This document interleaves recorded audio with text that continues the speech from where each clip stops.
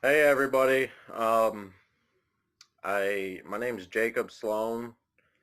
I I just been kind of moved to make a video, and this video is for a specific group and crowd of people. And the group and crowd of people, if you're a gangbanger, a drug addict, if you have problems, really, God's honest truth, you've been to prison, you're you have problems in life. Uh, this video is for you. It's not for the self-righteous. It's not for the people who are doing good in life. It's for the people who are battling addiction, people who are struggling in life. Um, it's for you guys. I have a message for you guys that I really want to get across to you guys. Um, Me personally, I've battled addiction for 15 years. I've been to prison 4 times. I did about 5 years as a juvenile in DYS. Been to every rehab Northwest Ohio has to offer. Um, and I wanted to change whenever I saw my first boy born in 2011, and I never really knew how to. Rehab just never really did the trick for me. Um, I grew up gang banging. I was, drugs, fighting, the whole lifestyle. If you're watching this video, you know exactly what I'm talking about. If you've lived the lifestyle, you know what I'm talking about and everything that comes with it. Uh, whenever I went to prison on my first number, I was born again, and I grew up thinking that religion was just something that man was used as a crutch for weak people. Honestly, it was just something that man created to ease themselves, and so I guess whenever I went to prison, I was so lost, I was so distraught. God's honest truth, like I've searched high and low on how to change, what to do, what I had to do, the effort I had to put into it, and nothing worked. God's honest truth, like nothing worked. And if it did, it would be a short time before I know it. I was back with the clique. I was back hanging out with them, running and ripping on the street, smoking weed, doing coke, breaking hearts, just the tears and the sorrow that comes with the lifestyle. You know what I'm talking about if you're watching this. It was never a lasting change, God's honest truth. And I went to prison at my first number. Whenever I got there, I decided to go to this church service, and I really just decided to go because me and another set was kind of in conflict with each other, and we was feuding the last couple days, and I was just going up there just to have a couple minutes of peace of mind, honestly. And whenever I got there to this church service, I was sitting at the very back, and I remember hearing this guy preach. It was a guy from Africa. He had a real strong African accent, and it was just like it was almost like an epiphany moment. It was like 1 second I was there, and the next second I was like my life was being played before my eyes. Everything, the good, the bad, everything in my life was being played before my eyes. And I had this moment where I was like, if I died, I'd go to hell, whatever this place consisted of. Like I didn't even know. I guess it was just like an internal knowledge or something. I guess you could say. Like I knew it deep in my heart. And as my life's kind of playing before my eyes, it's like it it was like my heart, my innermost being was being tugged to Calvary's Hill, whatever that was. Like, at that point, I really didn't know or care what that was. I just know that in my innermost being, my heart was being tugged. It was so gentle and firm, and I knew that this hand that was tugging me was all powerful, that he consisted of eternal knowledge and power and presence. I don't know how else to describe it. And love is the most basic word I can use to get this description across to you. And I knew I didn't have to follow this summoning or follow after what this hand was tugging me towards. And it was almost like after I come back to, I had this understanding that this new life I wanted and this new strength of a life to even live was found in Jesus of Nazareth. And like I said, I really didn't grow up going to church. I didn't grow up reading the Bible. I just thought it was another crutch of the world. And I just, like I said, I knew that this new life I wanted consisted of this guy from Nazareth. And the chaplain did an altar call, and I went up there in front of like 80 plus people.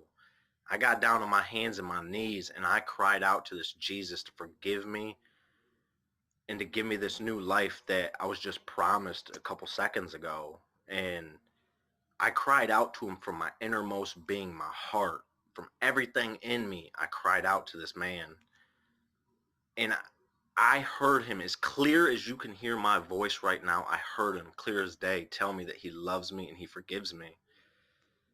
And I knew without a shadow of a doubt what's spoken of about in John chapter 3, whenever Jesus is speaking to Nicodemus, that I was born again.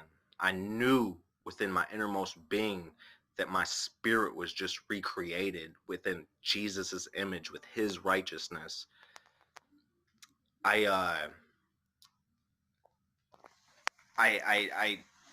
say this to you guys to just tell you that, you know, if you're struggling with addiction, if you're struggling with pornography, if you're struggling with smoking drugs, if you're struggling with gangbanging, there's an out, there's an answer. And if you guys don't know where to go, and if you've tried everything in your life to do this yourself, it's not about self. Self has always been the problem. We don't have it within ourselves to overcome the addiction, the battle, the monster that dwells within us. We don't have that strength. The problem within us is that this monster is too big for us, and we can't do it on our own. If you at this point in time are sick and tired of being sick and tired, and you have no hope, you have no strength, you are at the end of yourself, and your heart is broken, and you have a contrite spirit, I recommend Jesus to you.